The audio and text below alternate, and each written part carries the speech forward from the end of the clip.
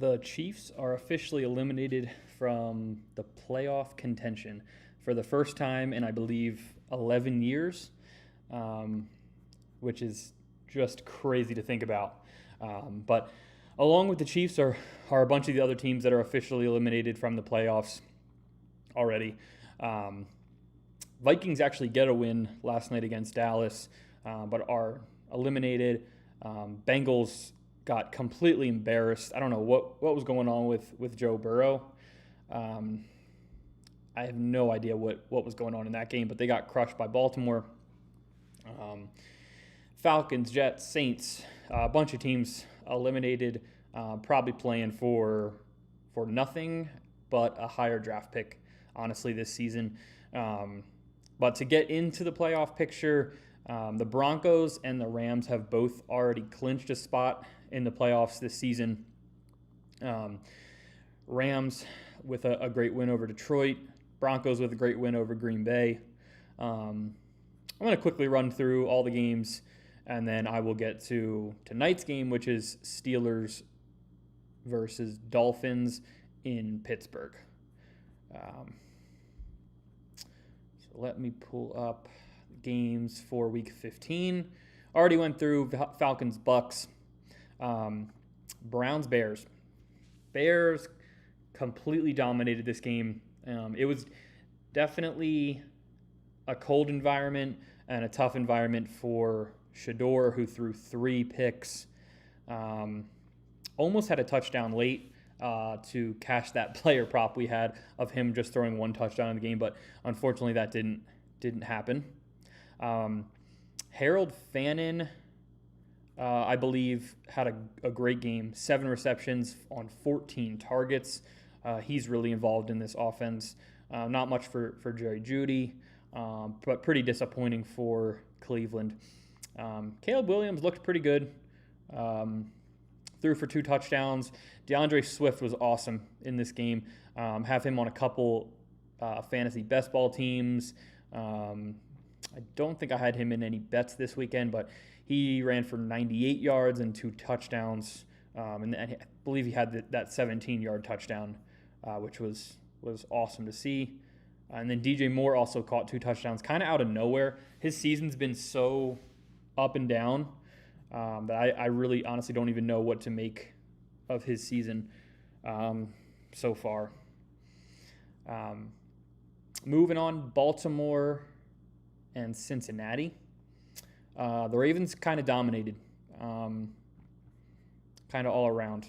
Even though Lamar didn't play well, Henry ran for 100 yards, didn't get in the end zone somehow.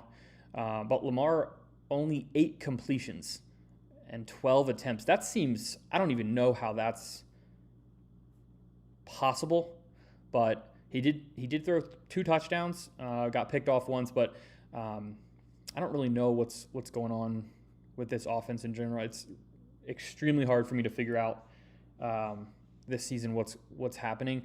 Obviously, you want to feed Henry, but their receivers are all over the place. I don't even think Isaiah Likely had a target. Flowers caught 3 balls and a touchdown. And then the backup running back here, 2 receptions in it. Their second leading receiver with a touchdown reception. So that's kind of odd. And then the Bengals were a complete disaster. Burrow sacked 3 times, threw 2 interceptions, and just didn't look good. Didn't look good at all. Chase Brown couldn't get anything going on the ground. Obviously, Jamar Chase got his 10 receptions, 130, but they couldn't even find the end zone once. Texans-Cardinals. Texans dominated. Brissett actually looked pretty good, shockingly against the defense. I assumed that their defense would be tough, like they have been all season. But they did score 20, threw 40 times like he always does, 3 touchdown passes, and Trey McBride really was just crazy this week. 130 yards, 2 touchdowns. He's dominant for sure. Nothing really on the run game, nothing really in the run game stands out to me. And then on the Texans side, Stroud was good. 3 touchdowns, 260. Nico Collins with 2 touchdowns, 85 yards. He had a bomb touchdown I think on the first drive for like 50 or 60 yards. That was great to see. I think that cashed a leg on one of my parlays for this past weekend. Dalton Schultz, also 8 receptions, 76 yards and a touchdown. It's a great performance from him. And he's been involved down the stretch for the Texans. Pretty much the number 2 receiver for this offense. But just another kind of cruise to victory win for Houston. Jets. Jaguars absolutely dominated. The score doesn't even really do it justice. The Jaguars completely dominated. Trevor Lawrence, 5 touchdowns, and then a rushing touchdown also tacked on 50 yards rushing too. Threw for 330. This was a dominant game. ETN only 32 yards rushing, but crushed as a receiver. 3 receptions, 70 yards, and 3 touchdowns. I'm sure that won a bunch of people their leagues this week. And it's good to see Brian Thomas and Jacoby Myers both getting some receptions in action. Thomas caught his first touchdown since like early on in the season. But overall, great game, pretty dominant for the Jags. On the Jet side, so Tyrod's still hurt. Justin Fields hurt, I believe. Just a poor effort. Isaiah Davis rushed for a touchdown. It was actually better than Breece Hall in less attempts rushing in this game. Adonai Mitchell did catch a touchdown in this one, but that's really it for the Jets. And then Chargers somehow beat the Chiefs 16-13. Mahomes torn ACL. He's out for the season. And the Chargers keep winning. They're 10-4 now. Still 2 back of Denver, but they look like they're on their way to the playoffs for sure. Kansas City falls to 6-8, are without their quarterback, and now are out of the playoffs for sure. And Herbert honestly didn't even really play that well. Threw a touchdown, also threw a pick. Their run game was okay. Hampton rushed for 60 yards. Vidal 33. Really no standouts in this one for either team. Minshew is their backup, so he'll be coming in to replace Mahomes from here on out. Mahomes threw a pick, no touchdowns. I believe he rushed for one. Yes, rushed for a touchdown, had 15 yards on the ground. And their run game is non-existent either. Pacheco was their leading rusher with 21 yards on 11 attempts. Kelsey and Rashee Rice caught 7 balls for 50 and 70, but their season looks to be over. Patriots, Bills. This one was a wild one. Bills ended up on top, 35-31. It was back and forth pretty much all the way to the end. Allen throws 3 touchdowns, rushes for 48 yards. James Cook, 2 touchdowns, 107. He's been crazy down the stretch for the Bills. Multiple 100-yard games rushing, multiple 2-touchdown games, I believe. Their passing offense really even isn't, it's really not that great. They use their tight ends, Knox and Kincaid a lot, but they don't really have a dominant receiver. So you really rely on James Cook, and he delivered for sure in this one. And the Patriots didn't play bad. They just got outscored. May did not throw a touchdown in this game, but did rush for 2. The first 2 touchdowns of the game were rushing touchdowns for Drake May. And then Henderson also had a crazy game, 148 and 2 touchdowns, 2 really, really long runs. He looked good in this one, but they just didn't score enough. 31 wasn't enough. Their defense has kind of let both teams down here, honestly, allowing 30 plus points. All right, Commanders-Giants, kind of a game both these teams probably didn't want to win just for the draft pick, but Commanders do come out on top. I believe Marcus Mariota started. Did throw for 211 and a touchdown. And Crossy Merritt really went crazy in this one. 96 yards, 1 touchdown. He had a phenomenal game. And then Terry McLaurin also caught a touchdown as well in this one. Dart looked pretty good. Was in the blue medical tent again in this one. Somehow is always finding a way into the tent. I think he's had like 5 concussion scares in the past couple of games. Was out with a concussion. I don't know. I don't really know what the solution is. He's got to stop running and not sliding. He did throw for 2 touchdowns. Tyrone Tracy ran 1 in and had 70 yards rushing. Dart's consistently rushing for like 50 plus yards, but he literally refuses to slide. He's got to stop doing that. Theo Johnson, only 3 receptions, but did go for 72 yards. They like to target him. Dart does, at least. But really kind of spread out here. Robinson with 5, Slayton with 4. I guess Tyrone Tracy rushing touchdown and receiving touchdown yesterday. So that was pretty good for fantasy for whoever had him starting. Moving on to Philly and Las Vegas. Eagles completely dominated from first quarter to the end of the game. Pickett really struggled, 64 yards passing. That's worse than I even thought. Had an interception. Genty still he can't go on in any of these games. They can't pass, which means they're trying to stop the run. Only real threat is Brock Bowers.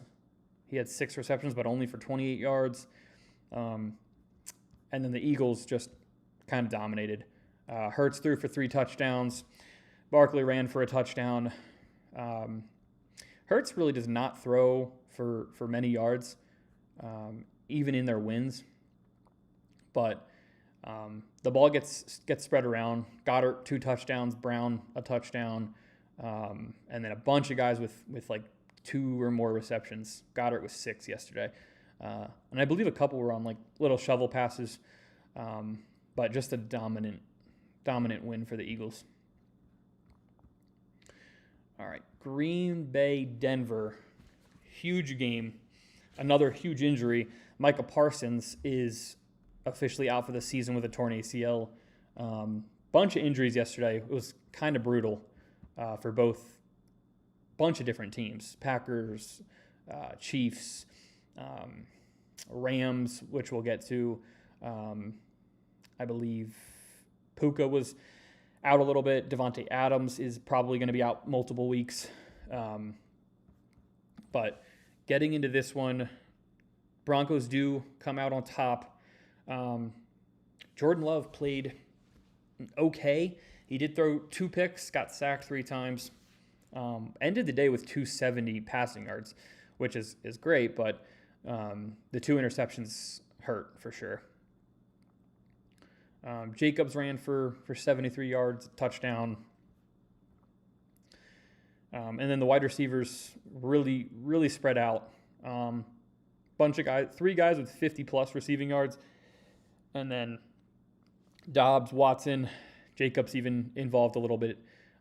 Jacobs with a receiving touchdown as well. I feel like a lot of running backs had receiving touchdowns this week. That's Jacobs with one, Tyrone Tracy with one. There's a couple more as well. Bo Nix, this was one of my picks, actually fading him in this game, and he definitely proved me wrong. Went up against a good passing Green Bay defense and threw for 300, 4 touchdowns. And even the run game got going. RJ Harvey, 65 yards and a touchdown. But Bo Nix really showed out. Sutton with 100 yards. Franklin with 85 and a touchdown. They dominated through the air, which I was not expecting at all. Another high-scoring game, Lions-Rams. Rams find a way to win this one. But it was definitely back and forth. Goff over 300 yards. His line was at, I think, 259 passing yards, and I did take the over, so that hit. I had a feeling that would hit. 259 just seemed too low, especially in a game that had such a high game total. I think it was like 54 and a half or something. And of course he went over that. 3 touchdowns passing. The run game really didn't get going for Detroit. Gibbs and Montgomery only had 30-plus yards. St. Brown went crazy. I'm sure he was great in best ball and fantasy. 13 receptions, 160 yards, and 2 touchdowns. Even Jameson Williams also 130 yards and a touchdown. Gibbs involved a little bit in the pass game with 4 receptions, but pretty slow day for Jahmyr Gibbs. Great day for St. Brown and Williams, though. And then the Rams, so Devontae Adams left with a hamstring injury late in the game. That could be detrimental to their postseason run if he can't come back from that. But Nakua went crazy, 9 receptions, 180 yards. Stafford threw 2 touchdowns like he does basically every week. He also hit his over. He threw for 368 passing yards. But they also kind of dominated on the ground. Kyron Williams and Blake Corum rushed for 70-plus yards, and they both found the end zone as well. Saints upset the Panthers.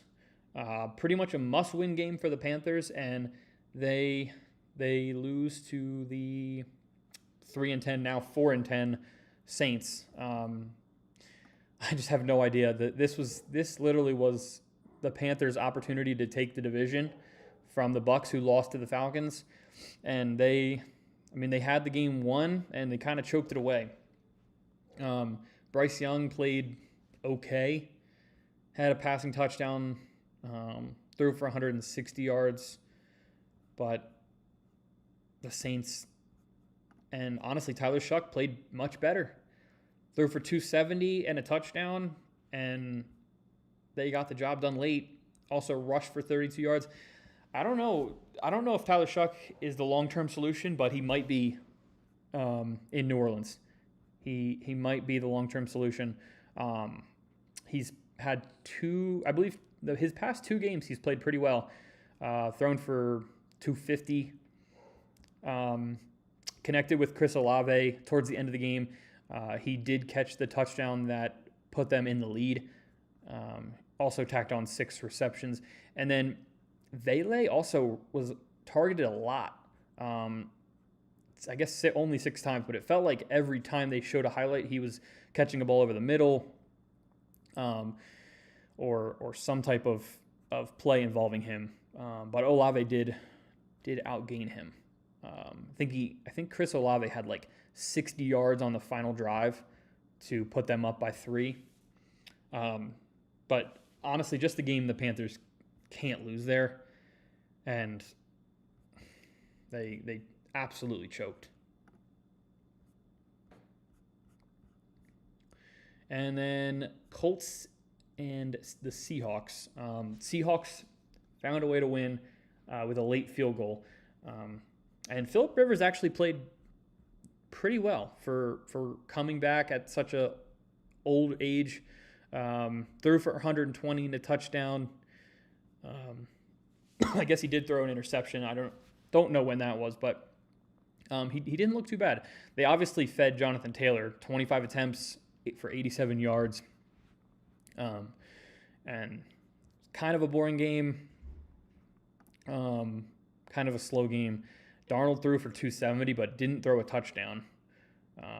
Obviously, JSN got his 113 yards receiving. Pretty slow defensive game, though, overall. And then San Francisco and Tennessee. The 49ers kind of dominated this one. I guess the score looks like the Titans had a chance, but not really. Cam Ward did throw 2 touchdowns later in the game. Pollard had another great game, 104 rushing yards and a touchdown. Cam Ward's looking a little better, making some better decisions, not forcing the ball. He hasn't thrown a pick in a little while, so I'm liking what I see from Cam Ward. They need to definitely upgrade the offensive line. Probably need another receiver for him. They don't really have one, so whether that's in the draft or free agency, they definitely need to work on that. Work on filling wide receiver. But Purdy played really well. 3 touchdowns through the air, 295. McCaffrey, of course, played well, 70-plus yards and a touchdown. Kittle caught 1. Juwan Jennings caught 2. Pearsall had 96 yards on 6 receptions. I believe he left with an injury later in the game. I don't know if that'll tell me here, but I believe he left too. So just a ton of injuries yesterday. Probably killed a bunch of teams' playoffs hopes, honestly. And then the late game Vikings-Cowboys. Vikings pull one out over the Cowboys. I knew our parlay hit last night. I knew the Vikings would have to throw the ball to win. The Cowboys have had a good rush defense since the trade deadline, but their secondary has been bad the whole season. McCarthy threw for 250, 2 touchdowns. Did throw a pick, but he's spreading the ball around. Had some deep shots. Addison caught one for 58. Hawkinson for 29. Naylor caught 2 touchdowns. Still is really struggling to find Jefferson. Only 2 catches yesterday, but they found a way to win. Found a way to beat the Cowboys. Tony Pollard's playing really well. He's had back-to-back weeks, played really well. Not sure who they play going forward. Obviously, they're out of playoff contention, but I don't really see a reason if he's rushing for 100 against the 49ers. I don't really see a reason why he would stop. Dak didn't play terrible. Didn't throw for a touchdown. They rushed for 2 touchdowns and then kicked some field goals. Threw for 294, but their defense just let him down. Gave up 34 points and couldn't score enough. Lamb went for 111 on 6 catches. George Pickens, now back-to-back weeks where he's really struggled. He's hard to figure out. CeeDee Lamb is definitely the number 1 in this offense, but Pickens has like crazy spike weeks sometimes. It's really hard to bet on this offense. I know Dak's going to throw the ball a ton. He definitely throws the ball 30-plus times a game at least, if not like 35 a game. But their defense and their secondary is just so bad. J.J. McCarthy pretty much carved him up. So, and both these teams are now pretty much eliminated, I believe, from the playoffs. Let me look and see. I don't know if Dallas is officially eliminated. No, they're not. So they need a lot to happen. I think they need the Eagles. They need the Eagles to lose out, and then them to win out, I believe, to even have a chance at making the playoffs. I can't believe the Panthers lost that game against I can't believe the Panthers lost against the Saints. It was basically their chance to take the division. I don't know what to make of a bunch of these teams. Steelers, Dolphins, which we'll get to in a second, is a pretty big matchup, honestly. The Dolphins have been on a roll, and the Texans are without TJ Watt tonight. I actually think it could be a pretty good game. I believe the spread's like only 3.5. And the Dolphins have a legit chance to win. I know Tua does not really play well in the cold, but I still think there's an opportunity for the Dolphins to run the ball, dominate on the ground, and potentially win. But yeah, this is playoff picture. I'm assuming the Patriots will still win this division, hopefully. Eagles should win the NFC East. I guess the Bears are going to win actually, Packers-Bears play in a week, next week, I think, week 16. So that's pretty much, that might be for the division. I'm not exactly sure, but it could be. But yeah, there's the playoff picture. I'm going to go to tonight, Miami and Pittsburgh. In Pittsburgh, it's going to be kind of crazy. I know there's going to be a lot of wind. It's also going to be really cold. Yeah, I know, Ant. Saints are hot. Tyler Shuck looks pretty good.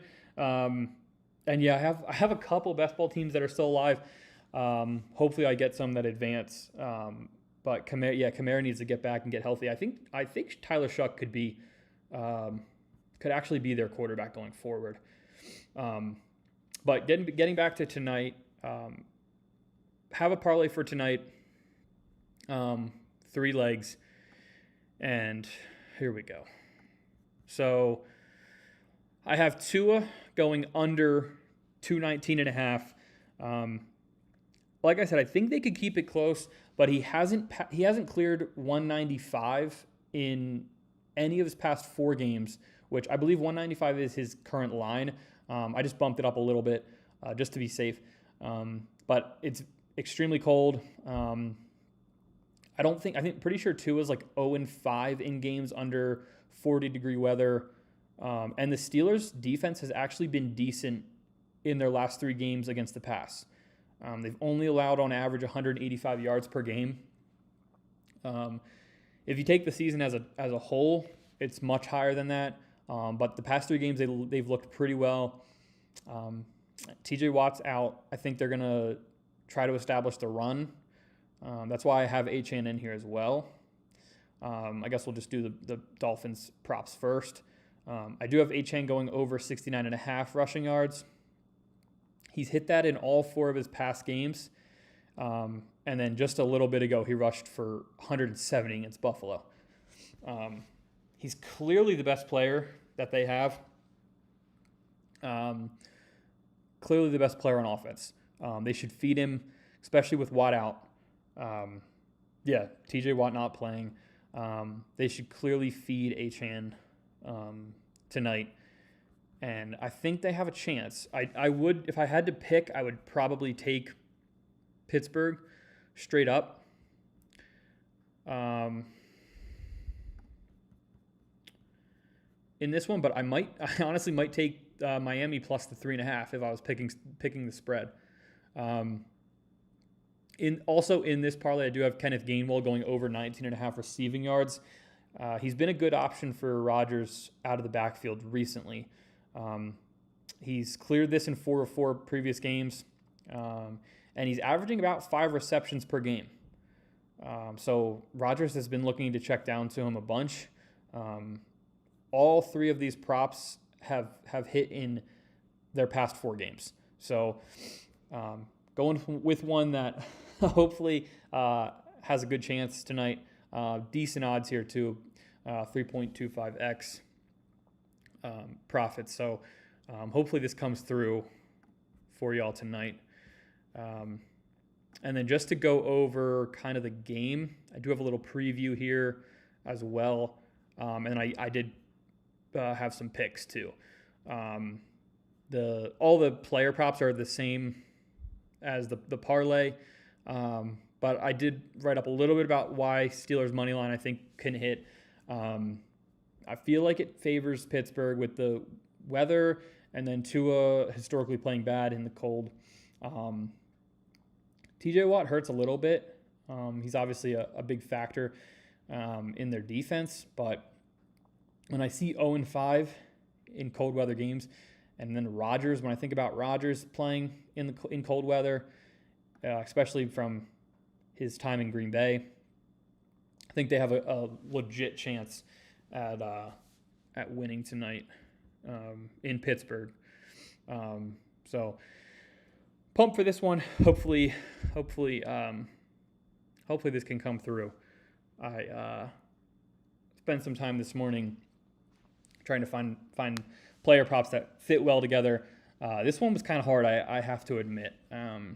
It was tough to find a couple that I like to pair together, but I think this one looks the best. And I think that's pretty much it for today. I did have 2 winners yesterday, which was awesome. This one hit 50-50-50. Just 3 guys over 50 receiving yards. Took Nico, Olave, Kittle. And then the Sunday Night Football game, Javonte and Hawkinson both came through. So that was awesome to see. I was actually texting a couple buddies the other night, and NFL is just so hard to bet on. Creating parlays is just really, really tough. But hopefully this one comes through tonight, and I will be back soon to talk more best ball and NFL as well down the stretch and into the playoffs. So have a great Monday. Have a great Monday night, and hopefully this one comes through for you guys.